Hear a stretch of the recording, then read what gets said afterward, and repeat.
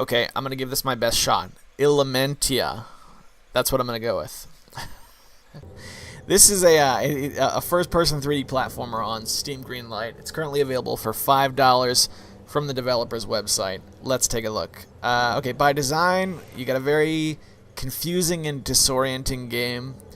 You're not told a whole lot of anything. And there's good parts and there's bad parts to that. It's really good for discovery. When I first started playing this game, I didn't know that I was supposed to jump on this thing, and even though it's a very simple concept, discovering it for myself was really cool. So little things feel very rewarding in this game. But on the bad side, it's very bad for motivation. Here's an example. If you fall off a platform, traditionally in platformers, the level will restart. Now, this can be, oh, you lose a life and you go back to the beginning of the level, or there's game over and you go back to the level. Some sort of lose condition happens. No. In this game, when you fall off a platform, you just continue to fall. Okay? Now, the player is given a mechanic where at any time you can right-click and then return to the beginning of the level, but that's not done for you if you lose.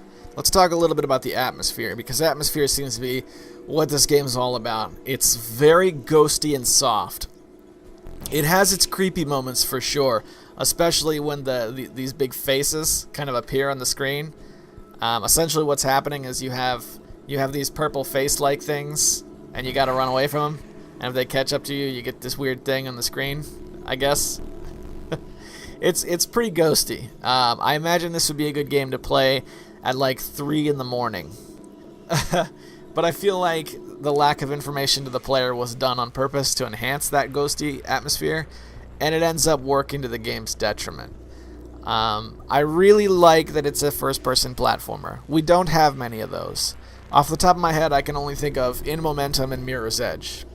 So, I like that they made a first-person platformer. Because of that like underused mechanic, I was able to stick with it longer than I think I would have otherwise. It's $5, and I think the $5 price bracket gives room for experimentation. And I think that's exactly what they did. So take a good look. This is a take it or leave it game. What you're seeing here on the screen is essentially it. Now, to be fair, on my machine, I don't have a graphics card, so I had to dumb the graphics down. I'm going with the low display settings, and I'm using a lower field of view. But by and large, this is it. Ilamentia is on Steam Greenlight, and I really hope it gets through, because this is a game that took some chances. Real chances, not just cash-in chances, and I appreciate that. I really do.